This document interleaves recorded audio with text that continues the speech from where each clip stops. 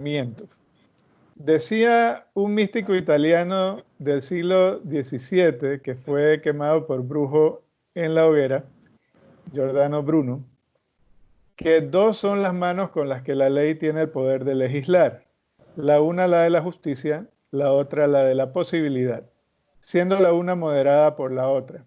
Porque habiendo muchas cosas posibles que no son justas, no hay empero nada justo que no sea posible.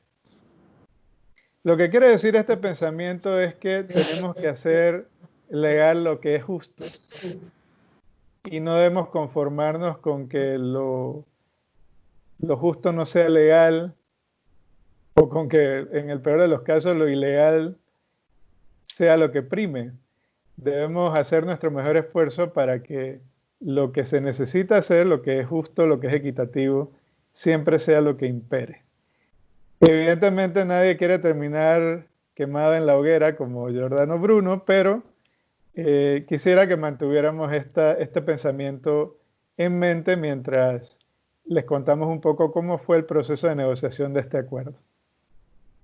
Sobre todo porque en materia ambiental, y por eso usamos esta imagen, por lo general tenemos que luchar contra los molinos de viento, como el Quijote, ¿no? Bien, eh, vamos a empezar explicando lo que fue la declaración del principio 10. Esta declaración se firmó en la cumbre de Río +20, es decir, 20 años después de la cumbre de Río sobre ambiente y desarrollo, que fue en el 92. Se firma esta declaración sobre el principio 10 de la Declaración de Río en el 2012. El principio 10, para recordar un poco, habla de estos tres pilares que Luisa les va a explicar a continuación, que son el acceso a la información, el acceso a la participación ciudadana y el acceso a la justicia en temas ambientales. Esos son los llamados derechos de acceso. Y esta declaración sobre el principio 10 la firman 9 estados signatarios originales, que son los que aparecen mencionados allí: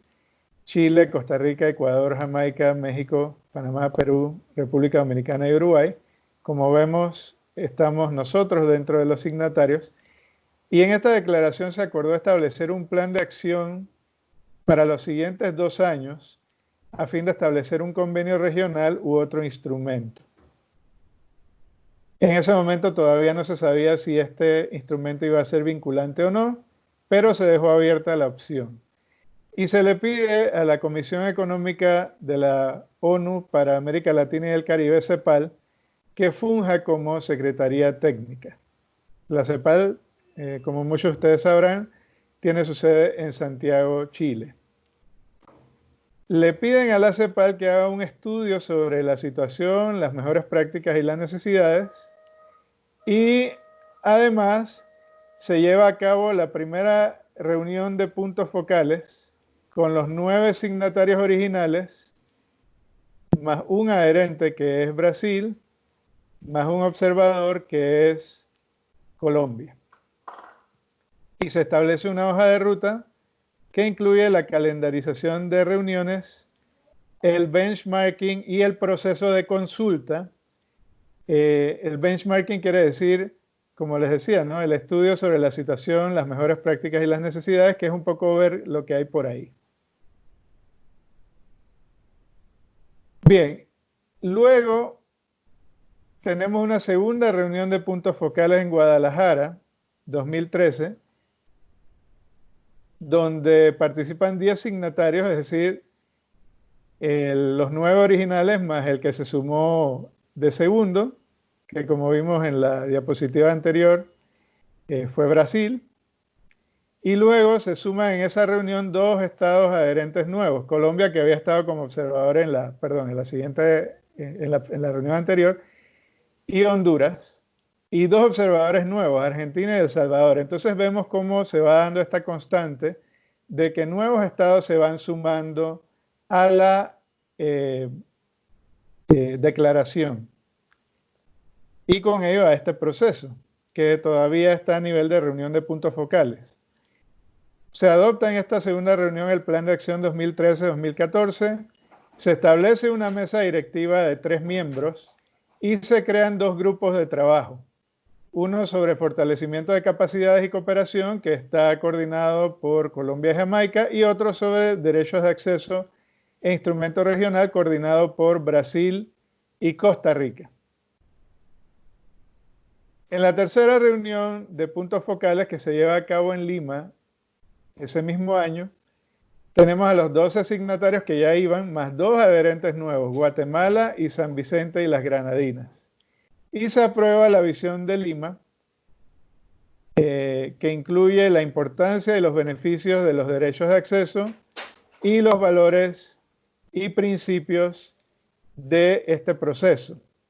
Luego se establecen las líneas de acción prioritarias para 2014 en materia de fortalecimiento de capacidades y cooperación. Y la CEPAL prepara un documento sobre tipología de instrumentos internacionales. En la cuarta reunión de puntos focales, que se lleva a cabo en Santiago en el 2014, se establece, contamos ya con la presencia de 14 países signatarios y 5 nuevos adherentes: Argentina, Bolivia, El Salvador, Paraguay y Trinidad y Tobago. Y en esta reunión se adopta la decisión de Santiago, que crea el comité de negociación sobre el acuerdo regional. O sea que ya en esta cuarta reunión de puntos focales se convierte el proceso de una mera reunión de puntos focales para darle seguimiento a la declaración en ya formalmente un comité de negociación. Y se establece también una mesa directiva con 2 copresidentas, y enfatizo en esto de copresidentas porque las 2 colegas que copresidieron el proceso fueron mujeres, de Chile y Costa Rica, y 5 vicepresidentes: Argentina, México, Perú, San Vicente y las Granadinas y Trinidad y Tobago. Y finalmente se adoptan los contenidos de San José y se pide a la CEPAL que elabore un documento preliminar del instrumento regional. Estos contenidos de San José son, digamos, el mínimo común denominador que debe incluir el proceso, y se le pide a la CEPAL que elabore un documento preliminar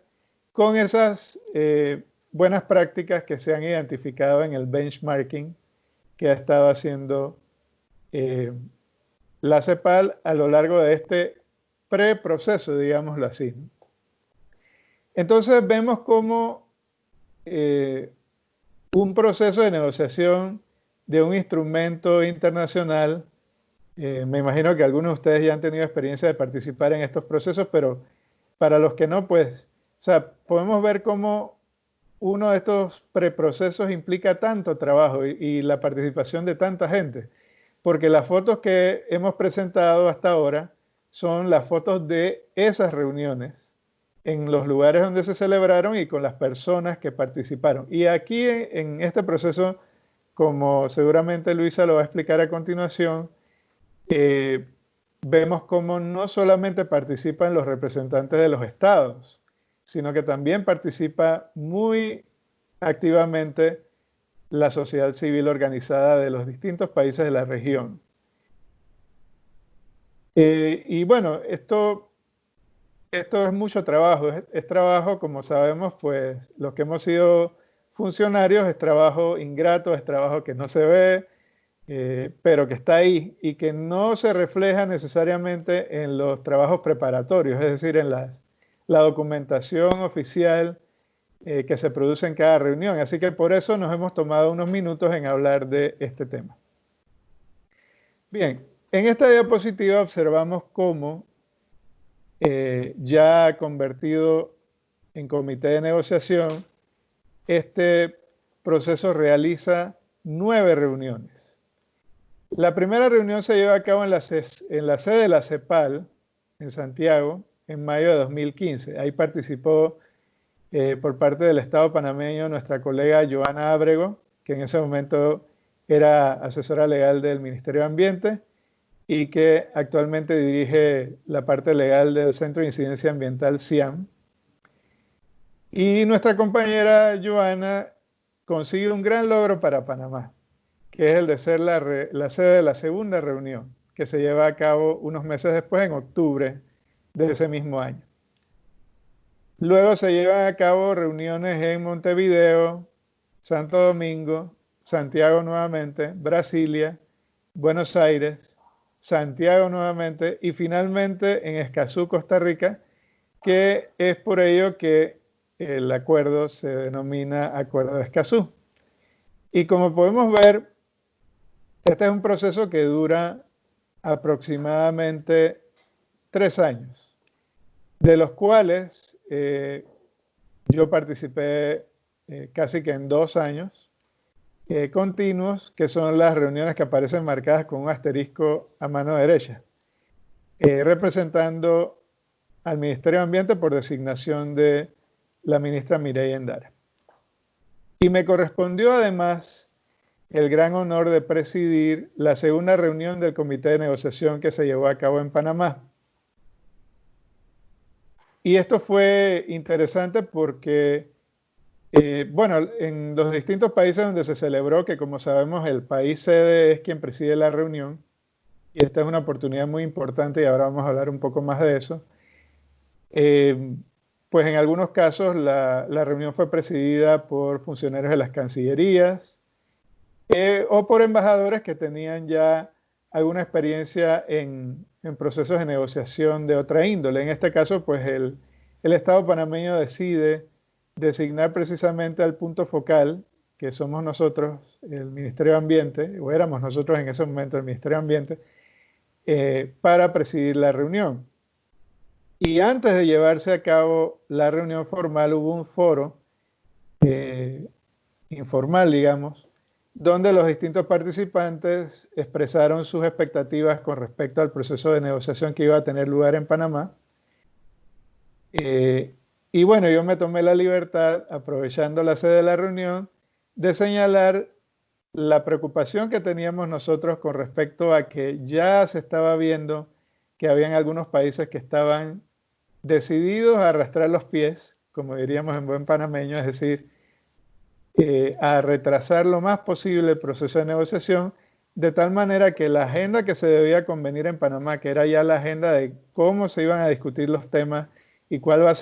iba a ser la metodología de discusión, ni siquiera se acordara. O sea, como decimos en buen panameño, patear la bola para adelante y seguir. Y simplemente ganar tiempo, no sé por qué razones, tal vez podemos ahondar un poco sobre eso ahora. Pero esa fue la preocupación que manifestamos y en esa ocasión incluso llegamos a decir que sabíamos quiénes eran esos países, sin mencionarlos por nombres para no ser poco diplomáticos, y que esos países también sabían quiénes eran, pero que nosotros como país sede estábamos decididos a impulsar la negociación. Y en ese sentido contamos con el apoyo de varios gobiernos que estuvieron muy comprometidos en el proceso, por supuesto las copresidentas de la reunión, la Secretaría de CEPAL, que hizo un trabajo maravilloso desde el punto de vista técnico, y por supuesto la sociedad civil. Bien, entonces vamos a hablar un poco de esas vivencias. Dicen algunos autores que en los procesos de negociación de instrumentos internacionales no solamente podemos estar atentos a lo que dice el texto, que son las sucesivas versiones del instrumento de trabajo, versus cómo queda el texto final, porque eso es lo que está en los documentos oficiales. Y de hecho, el proceso del Acuerdo de Escazú ha sido tan transparente precisamente por el tema del acuerdo, que el primer pilar es el acceso a la información, que ustedes tienen acceso a toda la documentación del proceso en línea, que incluso hay una página web, un portal en la página web de la CEPAL que está, digamos, dedicada al proceso de negociación. Como decía, no solamente debemos tomar en cuenta el texto, sino también el contexto, que en este caso es las circunstancias que rodearon el proceso de negociación y que tienen que ver con la conformación del comité de negociación, que ya vimos cómo se fue conformando a lo largo del tiempo, la elección de los copresidentes, y aquí quiero detenerme un poco a analizar ese asunto. Los copresidentes Chile y Costa Rica, pues son dos países que vienen de unos procesos democráticos muy fuertes, precisamente por la historia que han tenido. En el caso de Chile, pues una dictadura, luego una vuelta a la democracia que tuvo que ser a través de la alianza de distintas fuerzas políticas que no necesariamente son ideológicamente afines y que ya tenían una historia de trabajo y que en ese momento pues estaba el Estado chileno presidido por Michelle Bachelet en su segundo mandato, que ahora es la alta comisionada de las Naciones Unidas eh, para los Derechos Humanos y que pues tiene toda una historia, ¿no? Entonces era un gobierno muy afín a los temas relacionados con derechos humanos. Y por otro lado, Costa Rica, que también después de una dictadura abola el ejército y se dedica a fortalecer su democracia a través de la educación, que es un gran aporte que, digamos, le ha hecho a todo el trabajo que regionalmente se ha hecho por los derechos humanos, tanto así que la Convención Americana sobre Derechos Humanos es conocida también como el Pacto de San José porque se firma en la capital de nuestros vecinos. Entonces estos dos países son los que dirigen el proceso de negociación a través de una funcionaria de Cancillería, en el caso de Chile, muy comprometida con estos temas, y de una viceministra de Ambiente, en el caso de Costa Rica, también muy comprometida con estos temas desde la sociedad civil inclusive. En segundo lugar, tenemos a los miembros de la mesa directiva que son representativos, como vimos, de los distintos bloques regionales. Tenemos una secretaría que es la CEPAL, que está emulando el trabajo que hizo la Comisión Económica de las Naciones Unidas para Europa en el caso del convenio de Aarhus, que también Luisa seguramente va a explicar un poco más, y que básicamente el Acuerdo de Escazú es la versión latinoamericana y caribeña del convenio de Aarhus. Y por supuesto los representantes electos del público. Aquí hay una cosa muy interesante, que es que tenemos un involucramiento de sociedad civil a nivel de elegir representantes del público y por supuesto la participación directa de estas organizaciones. Entonces ese es el contexto, pero además dicen los autores que hay que tener en cuenta el subtexto, que es lo que no se ve en el contexto y lo que tampoco se aprecia en el texto, sino que es lo que está implícito en el proceso de negociación. Y aquí vamos a hablar un poco de la conformación temprana o gradual de los bloques de países alrededor de variables e intereses. ¿Qué queremos decir con esto? En el caso de las variables, tenemos una serie de bloques regionales que existen porque ya existen, ¿no? En el caso de nuestra subregión está el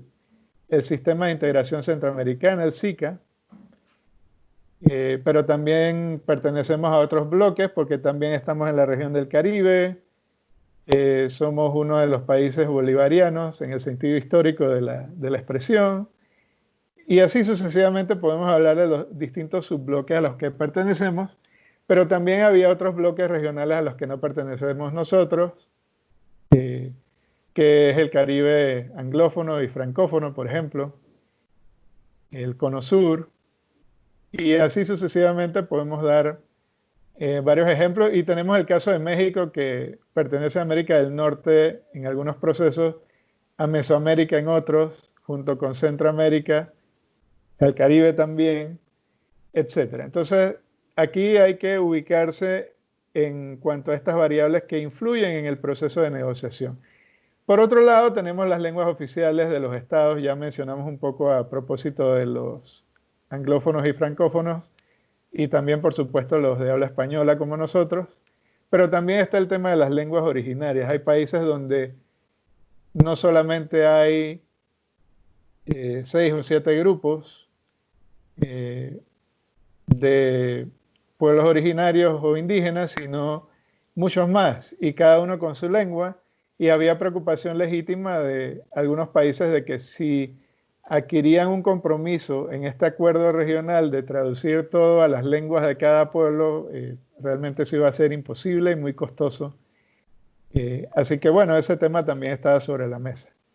La ausencia o no de estándares internacionales es un tema también importante. Panamá no tenía ese problema porque teníamos estándares muy buenos,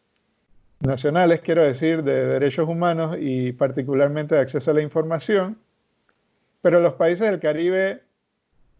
estaban muy preocupados porque ellos no los tenían. También está el tema del requisito o no de legislación de implementación. En los países de la tradición del common law, ellos no pueden ratificar ningún tratado si no lo ratifican dictando simultáneamente en el mismo instrumento de ratificación la ley que dicta cómo se va a implementar el tratado. Esa es una situación que en los países nuestros no tenemos y que tiene sus pros y sus contras o sus ventajas y desventajas, pero en ese sentido pues ellos también debían tener en cuenta esta situación al momento de negociar el tratado, lo cual le añadía una capa adicional de complejidad al proceso para estos países. Y por último, el tema del carácter vinculante o no, que había opiniones a favor y en contra, y que ese tema se dejó casi que para el final para evitar que la negociación fuese entorpecida por él, pero que indirectamente sí fue entorpecida, perdón, por esta variable, porque evidentemente a lo largo de la negociación, los estados que estaban preocupados por el hecho de si este iba a ser un instrumento vinculante o no, estaban igualmente preocupados por lo que iba a quedar en el texto. Así que, lógicamente, esto había que tomarlo en cuenta. Bueno, el otro elemento son los intereses. Y aquí vemos cómo los estados más industrializados, tal vez por las presiones de los grupos económicos a lo interno de esos países o de otros países, no sabemos, probablemente sus socios estratégicos, no sabemos, eran precisamente los que estaban entorpeciendo el proceso. Y reitero, no vamos a mencionar los nombres, pero ya ustedes se podrán imaginar quiénes son. Vamos a pasar ahora a hablar de las oportunidades. Para Panamá era una responsabilidad histórica este proceso. Por un lado, porque Panamá, como ustedes saben, tiene una tradición muy larga de multilateralismo. Podemos irnos, si queremos, hasta el Congreso Anfictiónico, pero para hacerlo más reciente, pues desde el nacimiento de la ONU, con la activa participación del doctor Ricardo J. Alfaro, tanto en la redacción de la Carta de la ONU como en el proceso posterior que siguió, que fue el de la Declaración Universal de los Derechos Humanos. Panamá ha tenido una larga tradición de multilateralismo. Y por otro lado, la política exterior de Panamá siempre ha sido la de ser el país neutral, el país que apoya los procesos, el país que empuja las causas, las grandes causas internacionales, y ahí podemos hablar de muchos ejemplos. Uno de los más recientes es el de los Objetivos de Desarrollo Sostenible, pero podemos hablar de muchos más y también de cómo Panamá le ha tendido la mano a países en situaciones muy difíciles para que pueda resolver sus problemas internos, como pasó en el caso de los conflictos en Centroamérica. Así que realmente para nosotros este era casi que pan comido. Es un tema, si me permiten la licencia, un tema sexy, el tema de acceso a la información, participación ciudadana y acceso a la justicia en temas ambientales, un tema con el que difícilmente un Estado podría oficialmente estar en desacuerdo. Y por otro lado, pues nos tocó presidir, como dijimos hace un rato, la segunda reunión del comité de negociación, que fue una oportunidad de darle impulso muy temprano dentro del proceso a estos grandes temas frente a digamos, a la intención de estos otros países de obstaculizar o de retrasar el proceso, al menos en esa etapa. Por otro lado, fue una oportunidad para promover los estándares internacionales de derechos humanos, que en Panamá pues somos signatarios de gran parte, si no de todos los tratados internacionales de derechos humanos. Y por otro lado, teníamos una gran ventaja, que era que teníamos unos altos estándares nacionales de acceso a la información pública. La Ley de Transparencia, que es la Ley 6 del 2002, en su momento fue reconocida como una de las mejores de la región.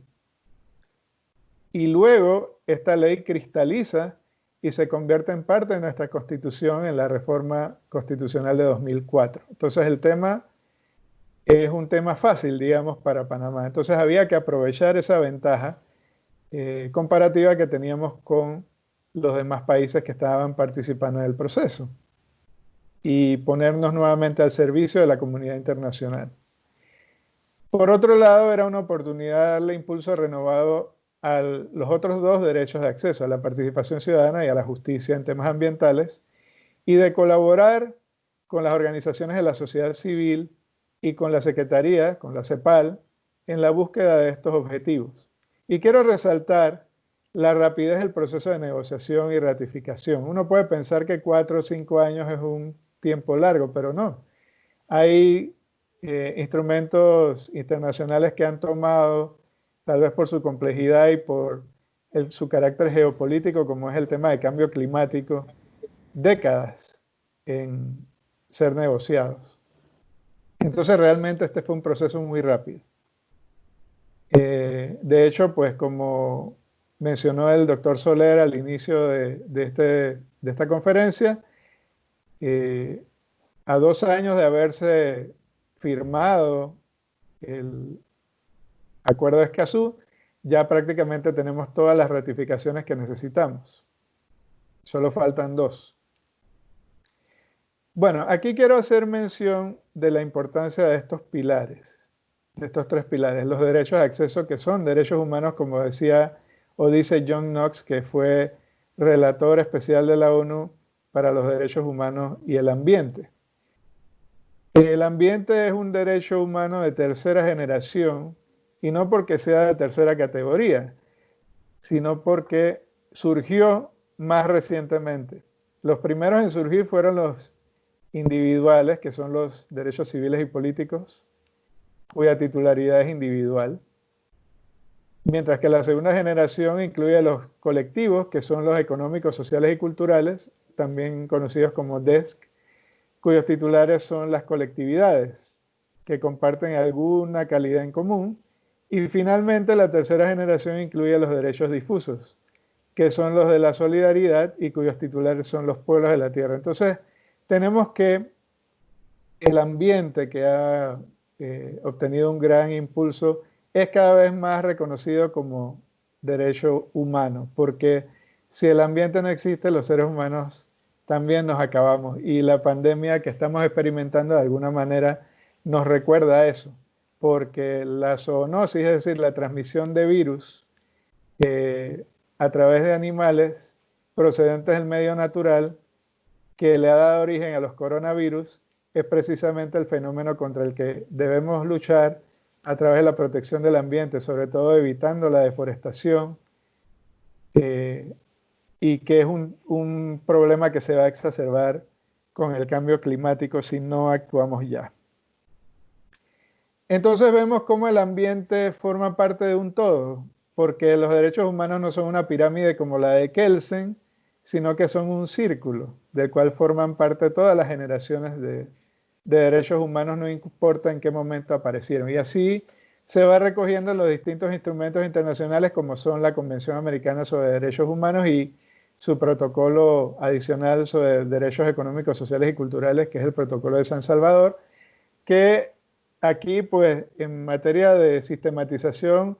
es un poco equívoco ubicar al derecho ambiental en la segunda generación, pero tiene sus ventajas porque ya tenemos un instrumento regional vinculante, que es el Protocolo de San Salvador, que regula el derecho a un medio ambiente sano. Y también lo recoge la jurisprudencia de la Corte Interamericana de Derechos Humanos, tanto contenciosa como es los casos Caguas Fernández y contra Honduras, y los casos de pueblos indígenas, que hay varios ejemplos en Paraguay, Nicaragua y Ecuador principalmente, sino que también en la jurisprudencia consultiva. que son las opiniones consultivas que da la Corte cuando los estados le consultan, y en este caso en particular la opinión consultiva 23 del año 2017 sobre medio ambiente y derechos humanos. Entonces yo quiero ya cerrar mi presentación con este otro pensamiento de un presidente o expresidente de Estados Unidos con quien Panamá tuvo sus problemas. Como sabemos, estuvo involucrado en nuestra independencia en 1903. Así que obviamente no es, digamos, nuestro presidente favorito de Estados Unidos para citar, pero no por ello deja de perder, o pierde vigencia, mejor dicho, esta frase: haz lo que puedas con lo que tengas donde estés. A muchos de ustedes les va a tocar participar en procesos de negociación, ya sea como titulares o, como se dice en béisbol, como bateadores emergentes. Porque muchas veces, y seguramente ya a muchos de ustedes les habrá tocado, pues el titular no puede llegar y entonces tiene que entrar el reemplazo, que usualmente es el funcionario diplomático que ya está acreditado en el país de la reunión. Entonces esto conlleva un esfuerzo, obviamente, y en ese sentido ponderamos muy positivamente el interés de la Cancillería de mantenerlos actualizados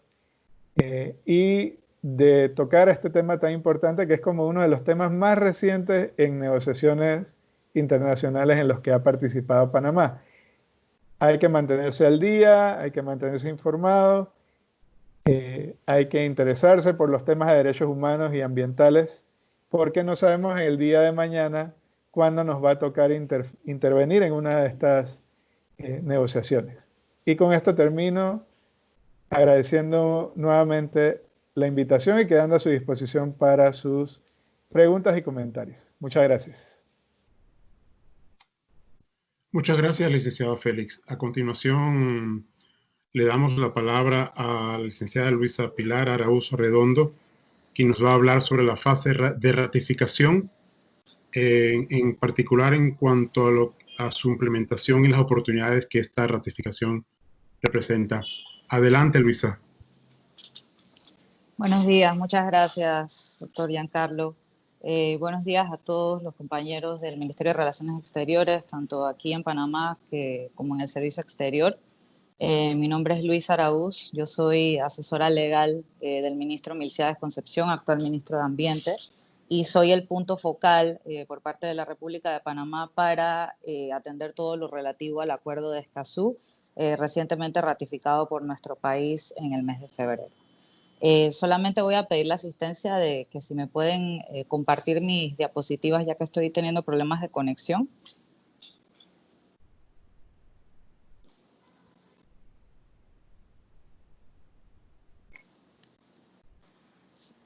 Listo, muchas gracias. Primero que todo quisiera agradecer a la Academia Diplomática por la invitación, en particular al doctor Spence, al doctor Giancarlo Soler y a todo el equipo que nos acompaña. Yo voy a enfocarme, como bien se mencionó, en las estrategias de implementación actual por parte del Estado panameño y cuáles son las oportunidades de cooperación interinstitucional que existen para implementar el Acuerdo de Escazú, ya luego de ser ratificado por nuestro país. No obstante, para poder conocer cuáles son y entender mejor esas estrategias de implementación y oportunidades de cooperación, es también necesario entender un poco el contenido del acuerdo. Entonces, luego de la exhaustiva explicación que ha dado el licenciado Wynn sobre el proceso de negociación, en el cual también tuve la oportunidad de participar desde el ámbito de la sociedad civil, en algunas de sus reuniones, voy a entonces pasar a explicar un poco el origen, repetir un poco y resumir el origen del acuerdo y cuáles son esos derechos de acceso que se consagran y qué significan en el contexto actual de la gobernanza ambiental panameña. Puede pasar la siguiente. Bien, bueno, reitero qué es el Acuerdo de Escazú, que ya lo explicó muy bien mi colega, el licenciado Wynn. El Acuerdo de Escazú es el nombre común para el Acuerdo Regional sobre el acceso a la información la participación pública y acceso a la justicia en asuntos ambientales en América Latina y el Caribe. Este es un acuerdo trascendental en materia ambiental, ha sido destacado como uno de los acuerdos más importantes, producto del multilateralismo en beneficio del desarrollo sostenible de tiempos recientes. Es el primer tratado ambiental vinculante que equipara los derechos ambientales a los derechos humanos en la región latinoamericana y del Caribe. En particular, este acuerdo reconoce en su artículo 4, numeral 1, el derecho a un ambiente sano, que ya es reconocido en nuestra Constitución Política de 1972, y cabe mencionar que Panamá fue, de hecho, el primer país latinoamericano en reconocer este derecho a nivel constitucional. Entonces, mediante la ratificación del Acuerdo de Escazú, el Estado panameño reafirma su obligación de dar cumplimiento al ejercicio del derecho a un ambiente sano. Obviamente el acuerdo se enfoca entonces en los derechos de acceso a la información, participación y justicia ambiental, que son conocidos en el derecho ambiental como derechos procesales, a diferencia de los derechos sustantivos ambientales. Los sustantivos ambientales son, por ejemplo, el derecho a un ambiente sano, el derecho al agua, acceso al agua potable y el derecho de acceso al saneamiento, el derecho a la alimentación, etcétera. Entonces, este tipo de derechos que tratan sobre temas de fondo en materia ambiental son conocidos como los derechos ambientales sustantivos, y los derechos procesales, que son los derechos que permiten alcanzar el logro y goce de estos derechos, son los derechos de acceso a la información, participación y justicia que consagra el Acuerdo de Escazú. ¿Y por qué? Porque sin el cumplimiento del acceso a la información, la participación y la justicia ambiental, se puede garantizar el derecho a un ambiente sano. Si las personas no tienen información actualizada sobre el estado del ambiente y los posibles riesgos que existen, difícilmente el Estado va a poder tomar decisiones efectivas en beneficio del derecho a un ambiente sano y que garanticen la opinión y que tomen en cuenta, perdón, la opinión de la ciudadanía en temas ambientales. Por otro lado, el Acuerdo de Escazú también garantiza el derecho a que las personas participen en los procesos de toma de decisiones ambientales, que son muy amplios y no solamente se llevan a cabo en el seno del Ministerio de Ambiente. Panamá tiene múltiples autoridades públicas que tienen competencias en materia ambiental y que las actividades que regulan tienen de alguna forma u otra impacto sobre el ambiente. Por ejemplo, el Ministerio de Comercio e Industrias, mediante la regulación de la minería, es decir, de la extracción de minerales metálicos y no metálicos, obviamente tiene una gran responsabilidad en materia ambiental, ya que la minería es una actividad de alto impacto para el ambiente. Entonces, en ese sentido, el Acuerdo de Escazú establece que los procesos de toma de decisiones relativos a proyectos que puedan impactar el medio ambiente deben garantizar la participación de la población en ellos. Y un claro ejemplo de esto es los procesos de evaluación de impacto ambiental, en donde se tienen que realizar, dependiendo de la categoría del estudio de impacto ambiental, foros públicos o encuestas, según nuestra legislación interna. Pero el Acuerdo de Escazú reconoce ya a nivel de ley y de forma diferenciada a lo que actualmente hace nuestra ley de transparencia, que Panamá está obligado a garantizar la participación de la población en las tomas de decisiones que puedan afectar el medio ambiente. Y también el tercer derecho es el derecho de acceso a la justicia ambiental, que es simplemente el derecho de interponer recursos o acciones, ya sea en el ámbito administrativo, judicial, que ya sea civil o penal,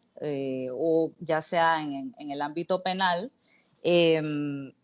recursos para garantizar la protección del ambiente o evitar la destrucción de algún ecosistema o sitio de importancia ambiental. También el acceso a la justicia en materia ambiental se refiere a cuando se deniega de forma injustificada e ilegal el acceso a la información o a la participación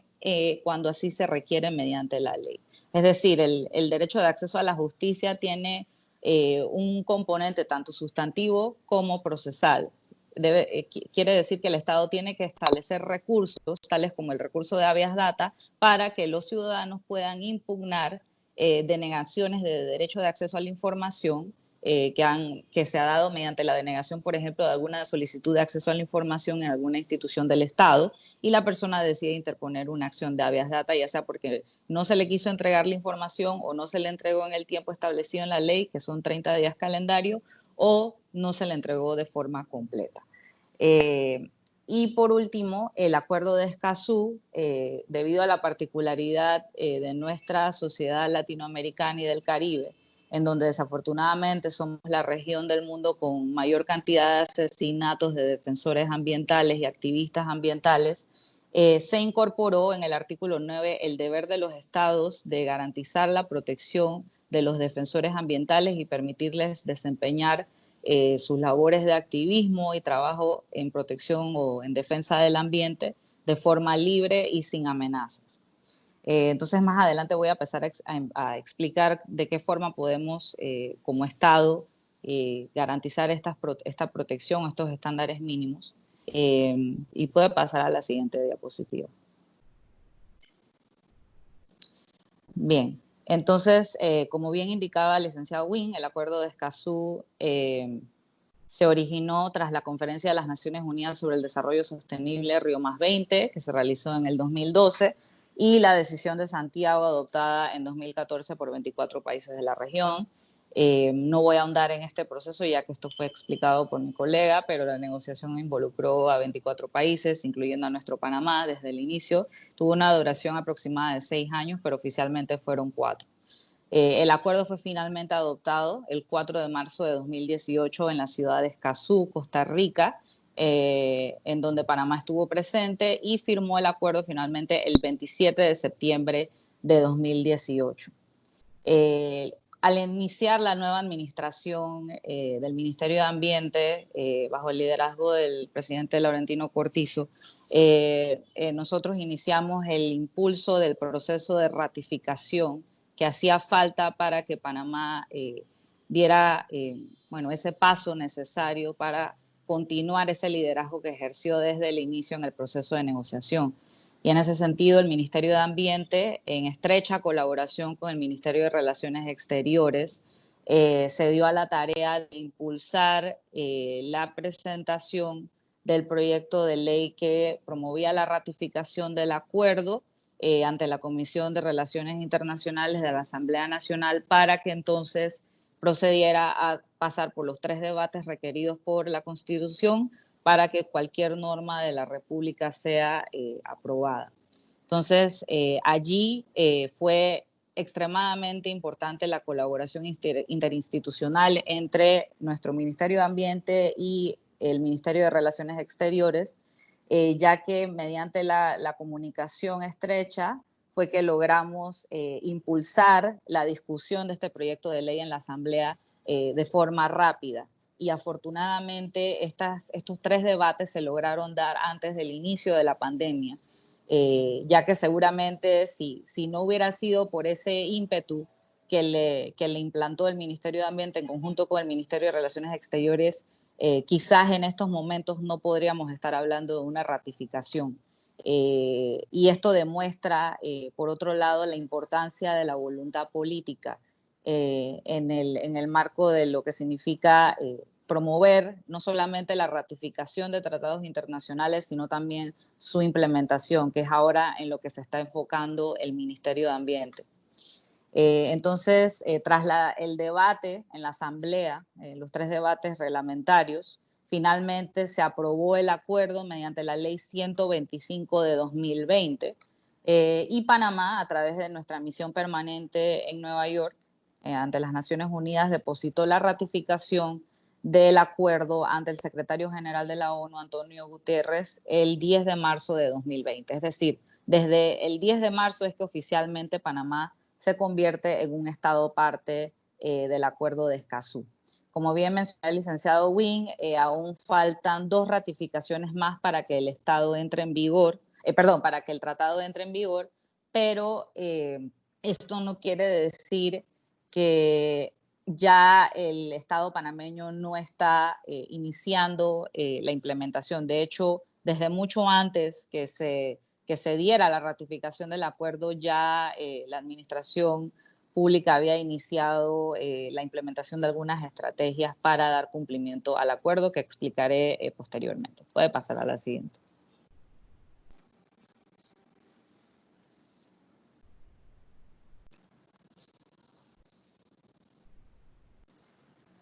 Bien, como mencionaba, el acuerdo de Escazú protege el derecho de todas las personas a un ambiente sano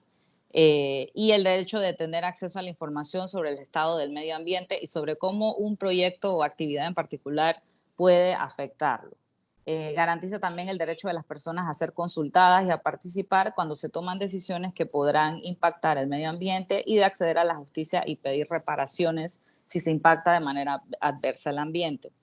Este tratado es muy importante para el fortalecimiento de la gobernanza ambiental, ya que la gobernanza ambiental se define como el proceso de toma de decisiones que involucra no solamente al Estado, sino a la empresa privada y a la sociedad civil para garantizar una gestión ambiental sostenible y efectiva, es decir, que no promueva la destrucción de los ecosistemas y que desarrolle o promueva la resiliencia ante la gran crisis humanitaria y ambiental que vivimos paralelamente a la del COVID, que es la crisis del cambio climático.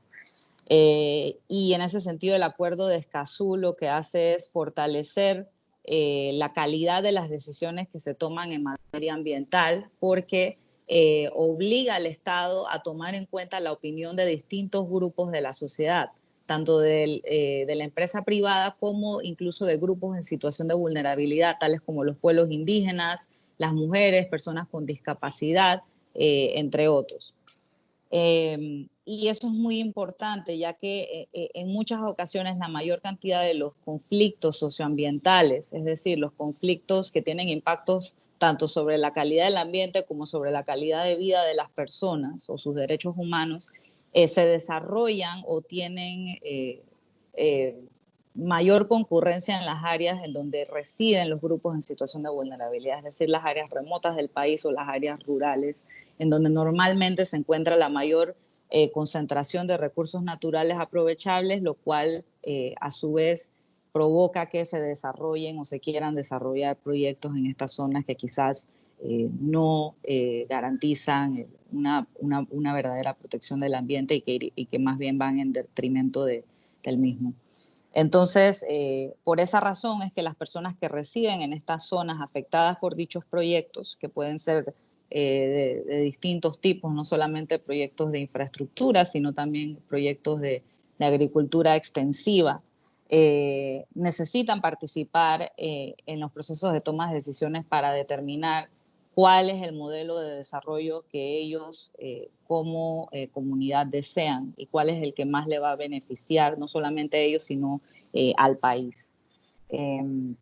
Entonces, es por eso que es tan importante garantizar su participación en estos procesos de evaluación de impacto ambiental, de otorgamiento de concesiones de agua, otorgamiento de concesiones mineras por ejemplo, construcciones de proyectos de infraestructura que de alguna forma u otra van a generar impactos acumulativos en el tiempo. Entonces, en todo caso, si hubo participación ciudadana, pero de igual forma la decisión que se toma no garantiza el desarrollo sostenible o no se encuentra apegada al marco jurídico ambiental, el Acuerdo de Escazú lo que establece es que las personas tienen derecho a impugnar esas tomas de decisiones mediante la creación y el goce de recursos legales efectivos que les permitan resarcir o prevenir el daño ambiental producto de un proceso de tomas de decisiones en el seno de la administración pública que en su concepto pueden generar un impacto grave sobre el ambiente. Puede pasar a la siguiente.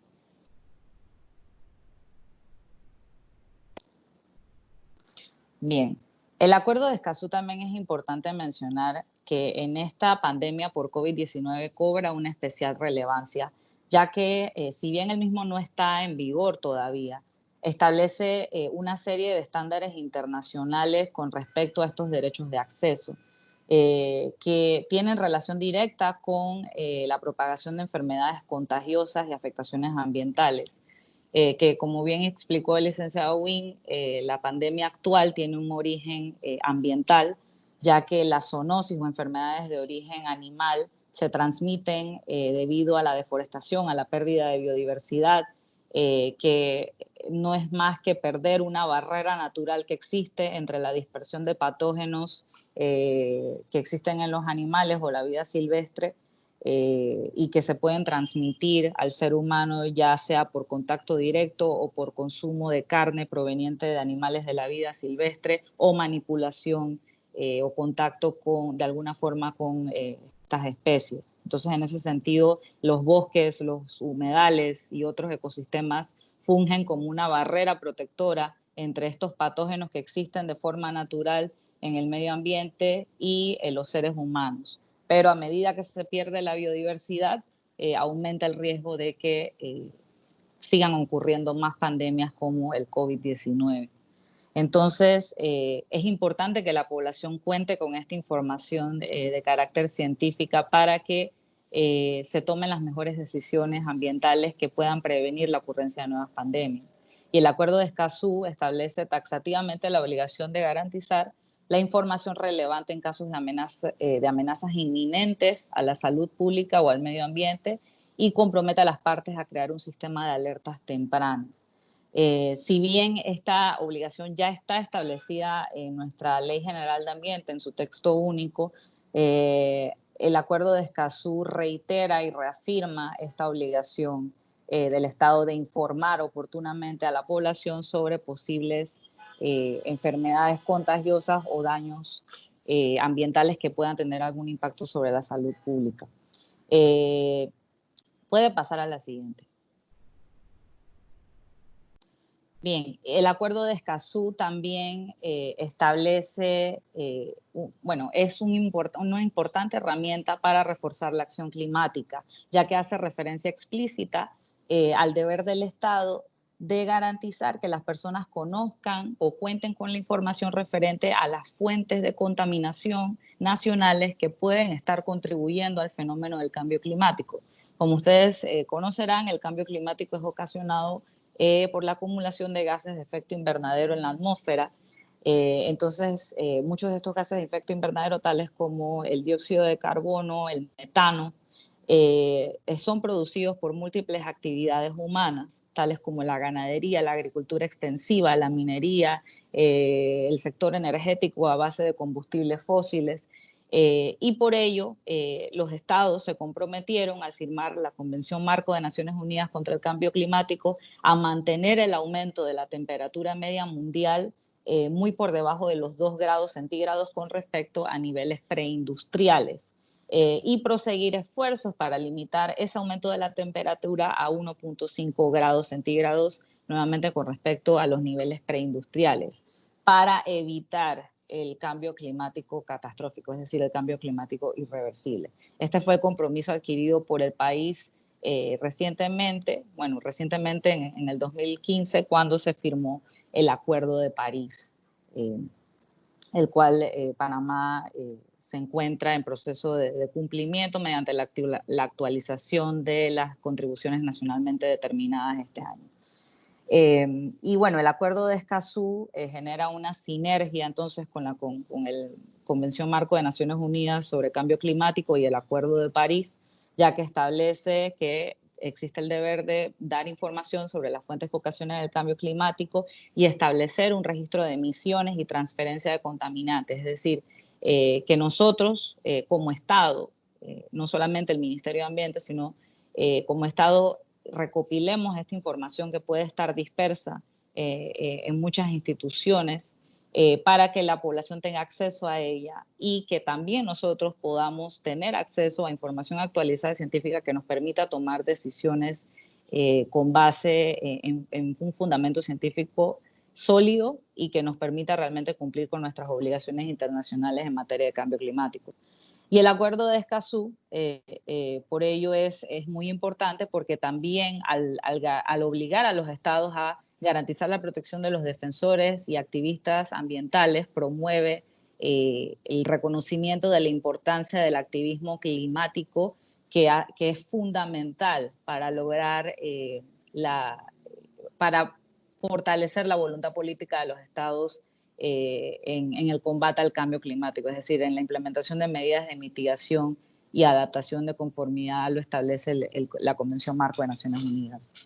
Y me permito referirme a un ejemplo que estoy segura que todos conocen, que es la chica Greta Thunberg, que es una niña de 17 años, que es conocida mundialmente como una de las principales caras de la lucha contra el cambio climático y que es un ejemplo perfecto de lo que el activismo ambiental es actualmente y precisamente lo que busca proteger el Acuerdo de Escazú en su artículo 9. La siguiente, por favor.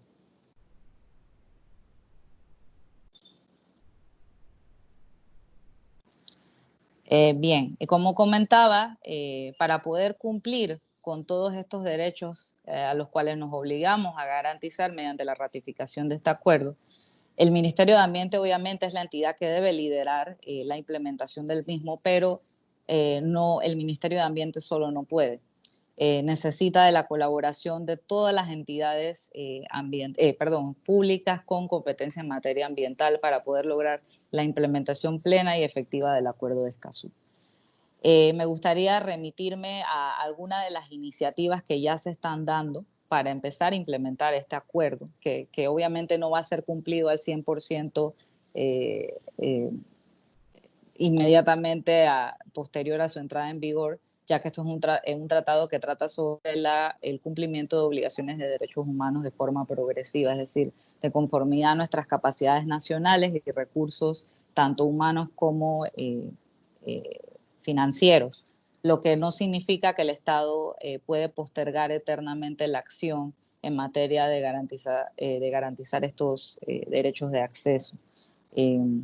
Entonces, por ello, algunas de las estrategias de implementación que desde el Ministerio de Ambiente hemos venido liderando, les pongo como primer ejemplo la celebración de la Mesa Consultiva para la Gestión Ambiental post-COVID-19, que no fue más que una instancia de participación ciudadana a la cual convocamos a toda la población a que enviaran sus aportes e insumos referentes a cómo lograr que la reactivación económica que va a tener que implementar el país luego de finalizada la pandemia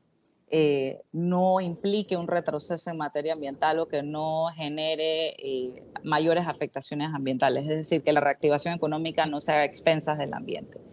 Esta fue una mesa consultiva que obviamente por motivos sanitarios se tuvo que desarrollar de forma virtual, pero que contó con una amplia participación de aproximadamente 15.000 personas que se conectaron a las distintas reuniones temáticas que se transmitieron por redes sociales del Ministerio de Ambiente y que contaron con la participación de múltiples expertos en distintas temáticas ambientales, tales como bosques, ecosistemas marinos, gobernanza ambiental, entre otros. Entonces, el documento producto de este análisis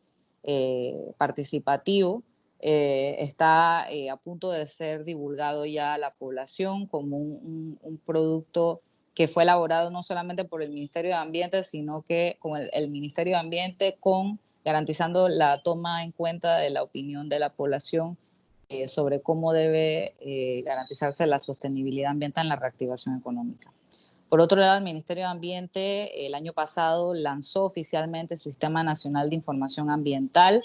que ustedes pueden accesar en la página web de miambiente.gov.pa, que contiene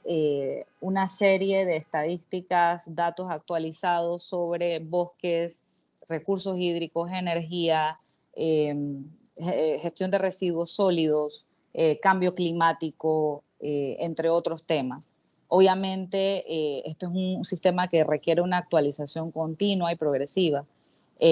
pero si bien este CINIA, el CINIA, que se llama así por sus siglas, ya existía o ya estaba creado mediante la Ley General de Ambiente de 1998, formalmente no estaba estructurado y ahora nosotros nos dimos a la tarea de digitalizar el Sistema Nacional de Información Ambiental para que toda la población tenga acceso a estos datos tanto cuantitativos como cualitativos sobre el estado del ambiente en distintas temáticas, lo cual obviamente es fundamental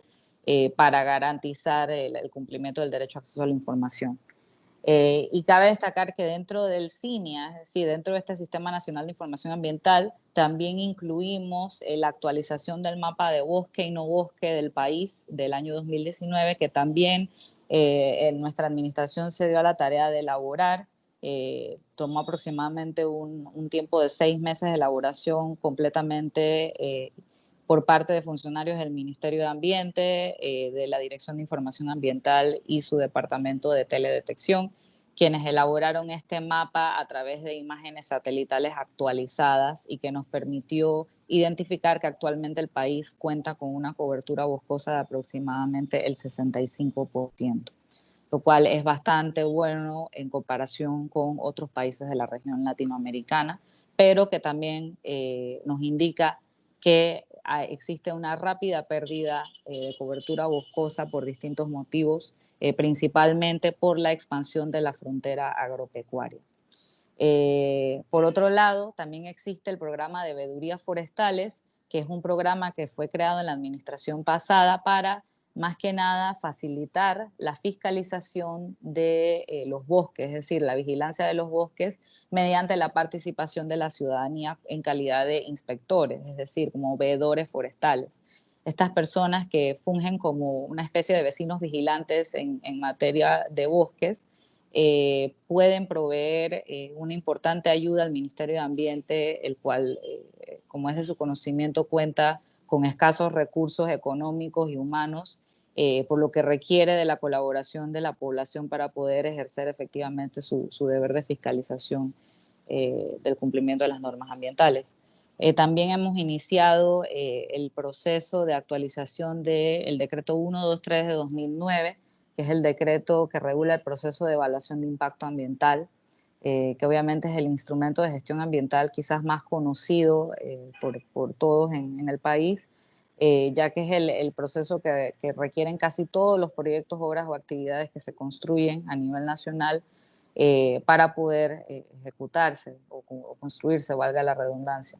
Entonces, nosotros vamos a actualizar este proceso para que se ajuste a los estándares que establece el Acuerdo de Escazú, que por ejemplo establece que se tiene que hacer un análisis de alternativas de ubicación del proyecto para identificar cuál es la mejor opción, que tiene que establecerse procesos de consulta especializados para los grupos en situación de vulnerabilidad, tales como los pueblos indígenas, y también tiene que garantizarse una mayor participación de la población en general en estos procesos de toma de decisiones. Es decir, lo que tenemos actualmente como mecanismo de participación ciudadana en el proceso de evaluación de impacto ambiental no puede desmejorarse tras la ratificación del Acuerdo de Escazú. Tiene que más bien ampliarse y fortalecerse para hacer el proceso de evaluación de impacto ambiental más participativo y más sólido.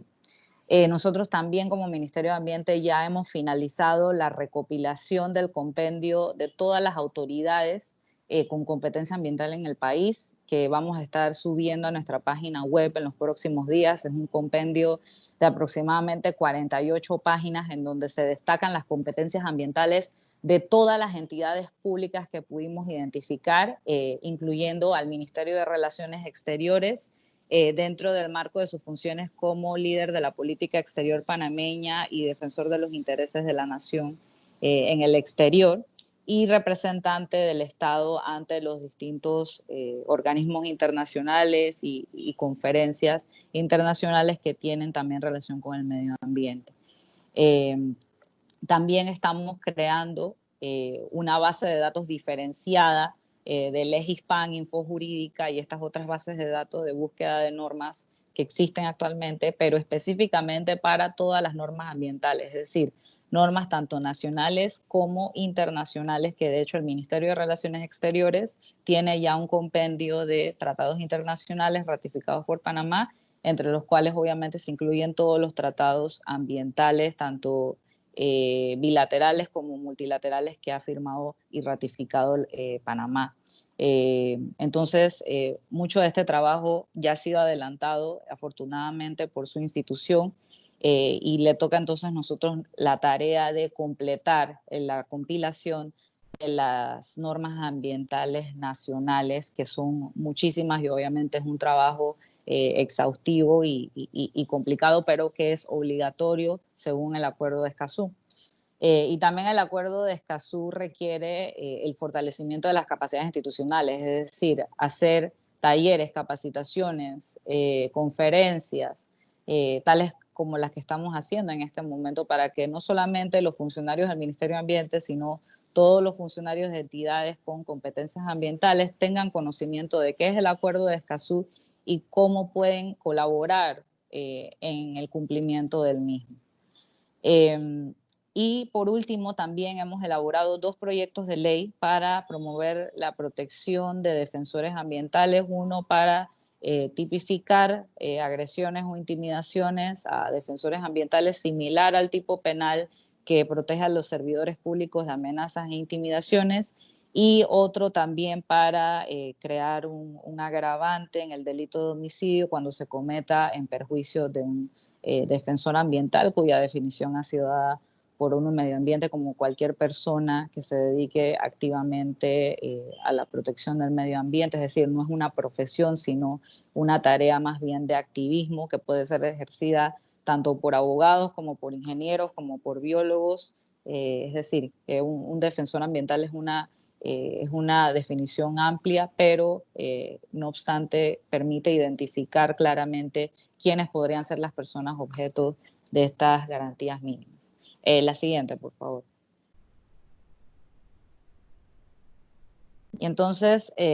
ya para entrar en la materia de la cooperación interinstitucional, el acuerdo de Escazú crea sinergia con otros acuerdos multilaterales ambientales que permite avanzar en otros aspectos que mejorarían la democracia ambiental de la región. Como bien lo mencionaba, al hacer referencia a la necesidad de proveer información sobre las fuentes que originan el cambio climático, existe una clara vinculación entre el cumplimiento del Acuerdo de Escazú y el cumplimiento de la Convención Marco de Naciones Unidas sobre Cambio Climático y su Acuerdo de París, firmado en el 2015. Y por otro lado, el artículo 4, si no me equivoco, sobre disposiciones generales del Acuerdo de Escazú, en su numeral 10, establece que las partes deben promover el conocimiento del contenido del Acuerdo de Escazú en otros foros internacionales relativos al medio ambiente de conformidad con las reglas de ese foro. Esto quiere decir que en ese sentido existe una oportunidad clara para fortalecer ese marco de cooperación interinstitucional, por ejemplo, entre el Ministerio de Ambiente y el Ministerio de Relaciones Exteriores, ya que muchas veces cuando el Ministerio de Relaciones Exteriores representa al Estado panameño en este tipo de foros internacionales de desarrollo sostenible o conferencias de las partes de distintos tratados ambientales, el Acuerdo de Escazú entonces promueve o alienta al Ministerio de Relaciones Exteriores a que divulgue también la existencia del Acuerdo de Escazú en estos foros internacionales ambientales, que obviamente guardan una estrecha relación con este tratado que es muy propio de nuestra región latinoamericana. El acuerdo también promueve la creación de capacidades, como bien mencionaba, y promueve en particular la cooperación sur-sur, ya que al ser un acuerdo regional latinoamericano y caribeño, eminentemente la cooperación internacional para garantizar su implementación se va a tener que dar en el ámbito sur-sur, y existe ahí una gran oportunidad para que el Ministerio de Relaciones Exteriores, en conjunto con el Ministerio de Ambiente, busque esas oportunidades de fortalecimiento de capacidades, de financiamiento de proyectos o programas que puedan fortalecer los derechos de acceso a la información, participación y justicia ambiental en distintos aspectos. Y también la CEPAL, que es el organismo de Naciones Unidas encargado de llevar todo lo relacionado con el Acuerdo de Escazú, ha identificado una sinergia clara entre este acuerdo y el cumplimiento e implementación del objetivo 16 de los ODS, que es el objetivo sobre paz, justicia e instituciones sólidas, ya que al contar con instituciones transparentes y que garanticen la participación de la población y el acceso a la información en materia ambiental, se contribuye al cumplimiento o alcance de este objetivo, que es relativo a la gobernanza en general, pero en particular este acuerdo fortalece la gobernanza ambiental. El siguiente, por favor.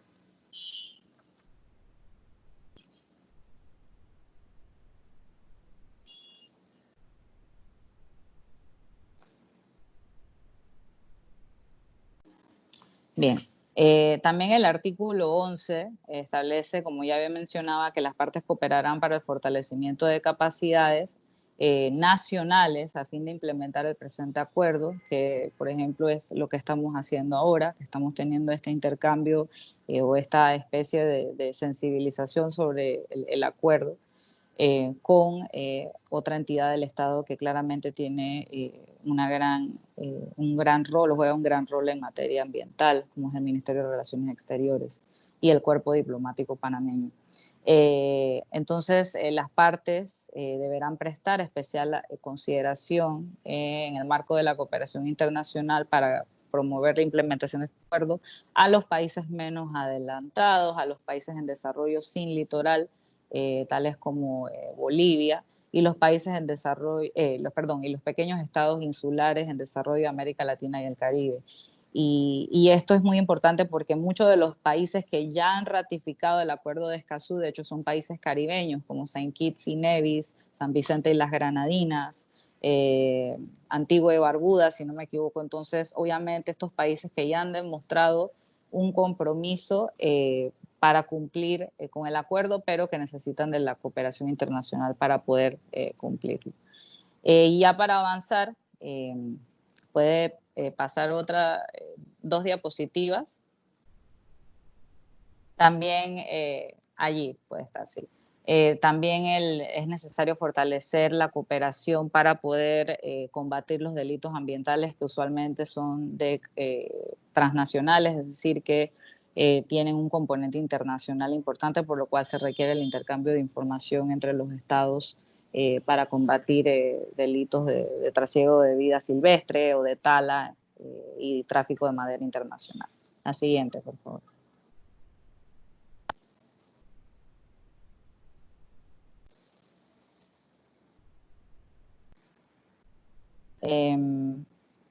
Y entonces establece específicamente el artículo 10 que las partes tienen la obligación de formar y capacitar en derechos de acceso en asuntos ambientales a autoridades y funcionarios públicos, es decir, a todos los funcionarios que tienen injerencia en materia ambiental, y desarrollar y fortalecer programas de sensibilización en derecho ambiental y temáticas similares entre distintos funcionarios judiciales y administrativos. La siguiente.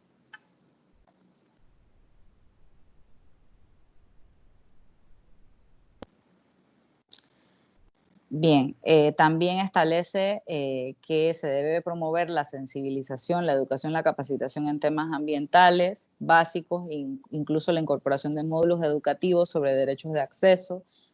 contar con medidas específicas para proteger a grupos en situación de vulnerabilidad y particularmente reconocer la importancia de asociaciones u ONGs ambientales que contribuyan a sensibilizar al público en derechos de acceso,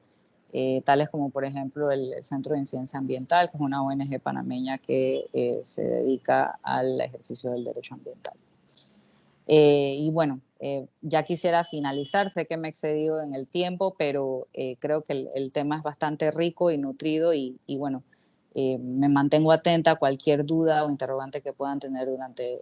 la fase de preguntas. Muchísimas gracias. Muchísimas gracias a ti, Luisa, y también a Félix por su presentación. Queremos dar en este momento la oportunidad para preguntas o comentarios de la audiencia. Los que tengan algo que decir, por favor, alcen la mano, como dice aquí, para poderlos identificar y así poderles pasar la palabra.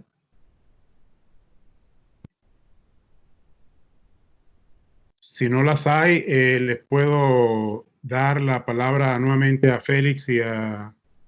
Luisa. Primero a Félix para algún comentario que quiera hacer para finalizar. Félix. Creo que hay una mano levantada, doctor.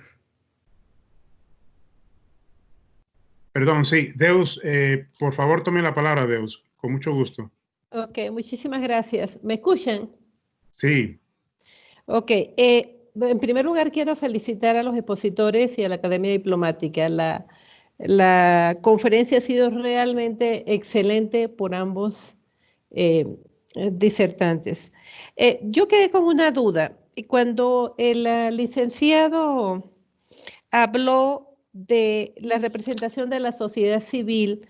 en el marco del acuerdo, yo quisiera saber cómo se eligen los representantes de la sociedad civil,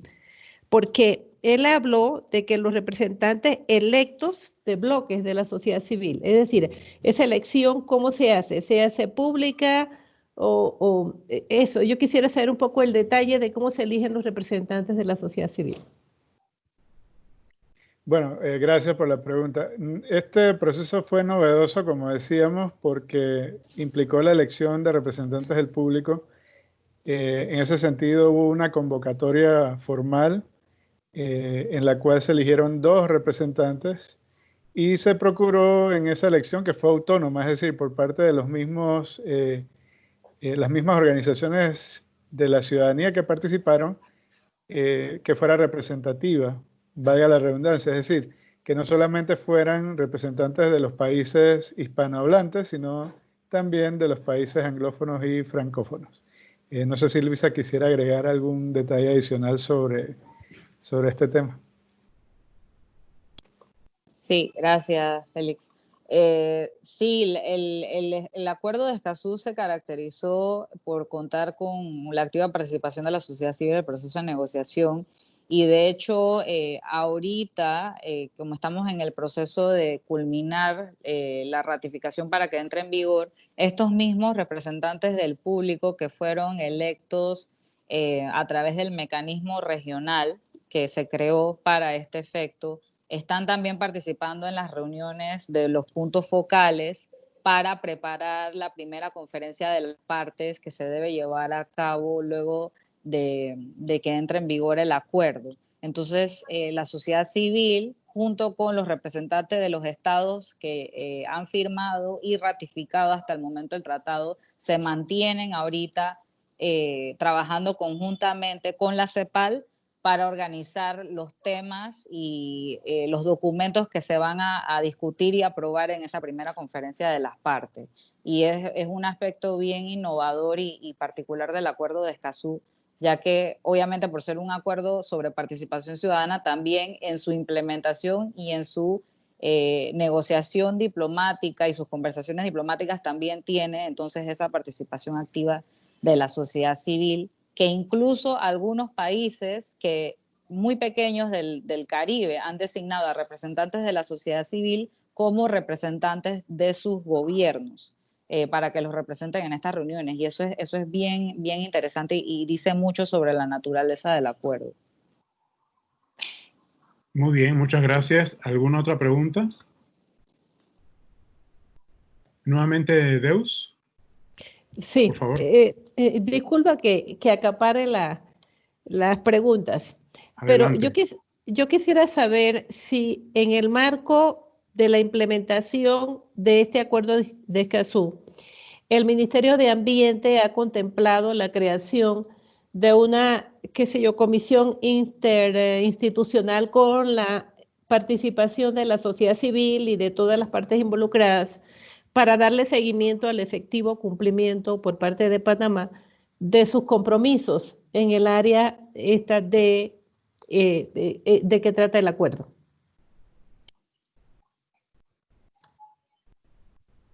Gracias. Sí, bueno, lo que el Ministerio de Ambiente, como bien mencioné, ha iniciado es particularmente estrategias de implementación concreta del acuerdo, pero no hemos descartado la posibilidad de crear un comité de este tipo, ¿no? Aunque realmente, para ser bien sincera, lo que nos estamos enfocando en este momento es, primero que todo, en iniciar el proceso de fortalecimiento de capacidades a nivel interno de nuestro ministerio, es decir, que nuestros funcionarios conozcan el acuerdo, ya que ellos son los que en campo tienen que darle cumplimiento, es decir, ellos son los que atienden al público cuando las personas presentan una solicitud de información, de algún expediente, o son los que llevan a cabo el proceso de evaluación de impacto ambiental, donde tienen que darse foros públicos y todo lo que he explicado. Entonces, en eso estamos ahorita, pero no creo que sea una idea fuera de lo normal crear este comité ya que de hecho un modelo similar se establece en el mismo acuerdo en donde se crea el Comité de Apoyo a la Aplicación y el Cumplimiento, que es precisamente un órgano dentro del acuerdo para verificar cómo los estados están dándole en efecto cumplimiento al acuerdo y si ha habido alguna violación en concepto de estos derechos a criterio de la sociedad civil. Entonces pueden establecer o imponer una queja contra el Estado ante este comité, pero destaco que esto no es un proceso contencioso ni nada por el estilo, esto es un proceso más bien para promover en efecto la aplicación y el cumplimiento del tratado y lograr una resolución amistosa de un conflicto o disyuntiva que pueda haber en su aplicación. Pero creo que sí sería oportuno, ya para terminar, la creación de un comité, obviamente por las características del tratado de que requerimos de la colaboración de todas las entidades estatales, particularmente el Ministerio de Relaciones Exteriores, que es nuestro aliado natural en materia de multilateralismo ambiental internacional. Muy bien, muchas gracias. No veo más. Nuestro director, Edgar Spence. Adelante, director. Tiene que abrir su micrófono, está apagado. Buenos días. En primer lugar, saludar a ambos expositores. La verdad que me llena de mucha satisfacción verlos a ustedes dos jóvenes, pero como yo siempre digo, a veces tienen más experiencia que edad. Y eso es importantísimo. Y desde esta perspectiva, quisiera aunarme a lo que señaló la licenciada embajadora Deus Navarro. Y se trata no únicamente de la cuestión interinstitucional, sino como un deber institucional, estatal, para que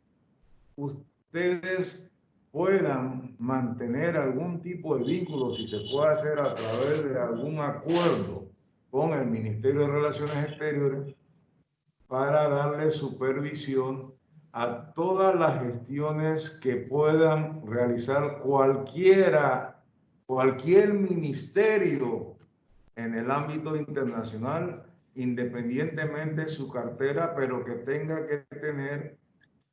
el visto bueno, así lo digo textualmente, el visto bueno de este mecanismo que se vaya a crear entre el Ministerio de Ambiente y la Cancillería para propósitos de salvaguardar los mejores intereses del país en esta materia.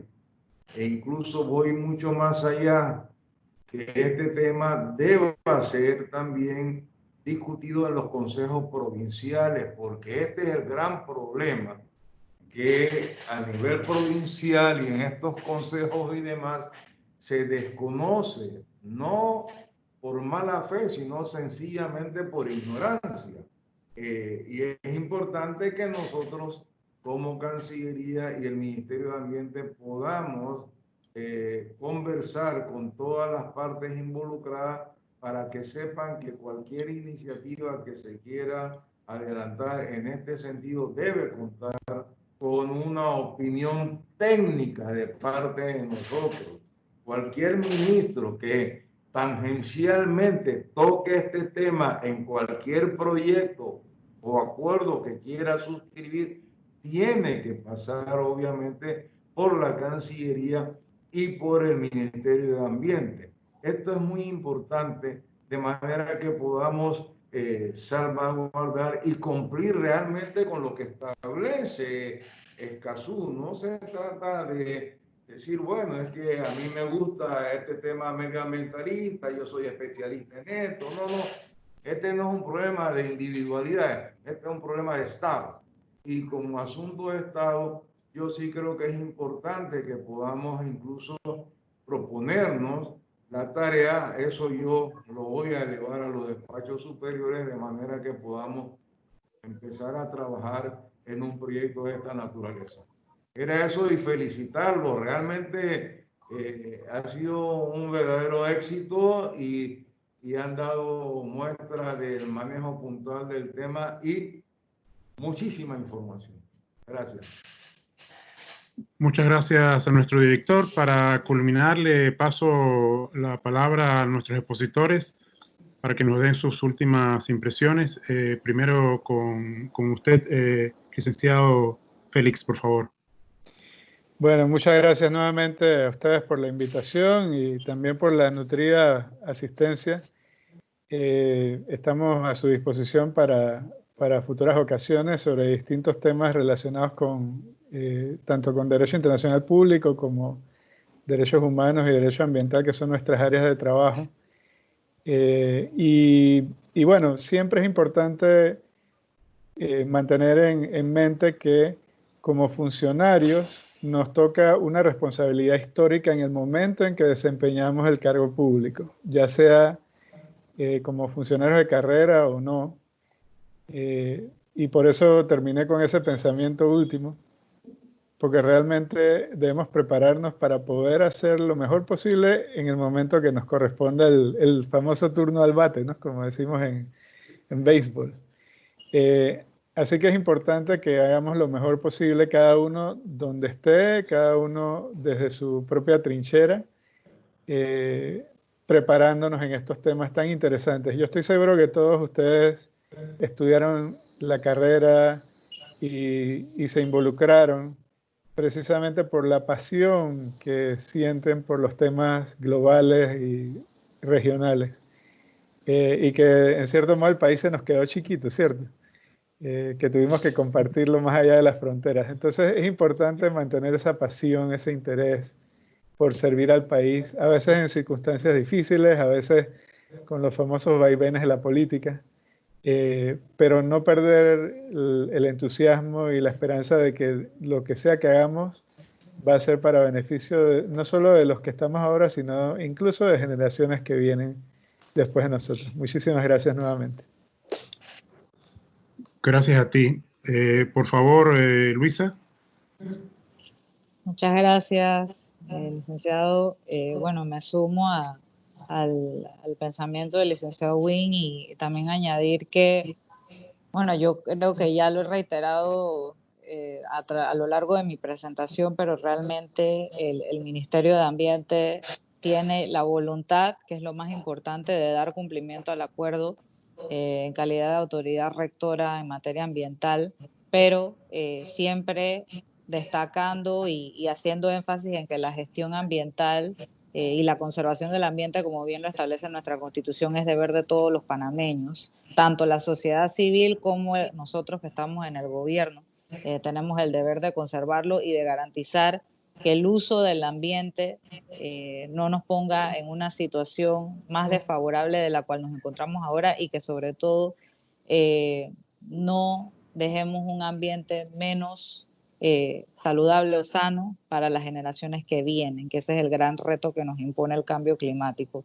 Y también, bueno, yo creo que hay que destacar el gran rol o el gran papel que va a jugar la sociedad civil ya en el proceso de ejecución de este acuerdo y que sin duda alguna tanto nosotros en el Ministerio de Ambiente como ustedes en el Ministerio de Relaciones Exteriores tenemos que buscar esa alianza natural con las ONGs, con las organizaciones de base comunitaria, con los pueblos indígenas, que son los aliados naturales y estratégicos para lograr el cumplimiento de este tratado, porque como bien mencionaba el doctor Spence, no queremos quedarnos solamente en la firma y ratificación, sino que esto de verdad sea un compromiso del Estado panameño que se traduzca a la realidad, o sea, que la gobernanza ambiental realmente sea fortalecida mediante el acceso a la información, participación en justicia en materia ambiental. Muchas gracias. Muchas gracias a ustedes y con esto damos por terminado esta sesión de hoy. Si alguno de ustedes tiene todavía alguna inquietud o alguna pregunta por hacer, con mucho gusto nos las pueden canalizar a cualquiera de nosotros, los miembros de la academia, y los pondremos en contacto con los panelistas. Muchas gracias. Cerrado. Gracias. Chao.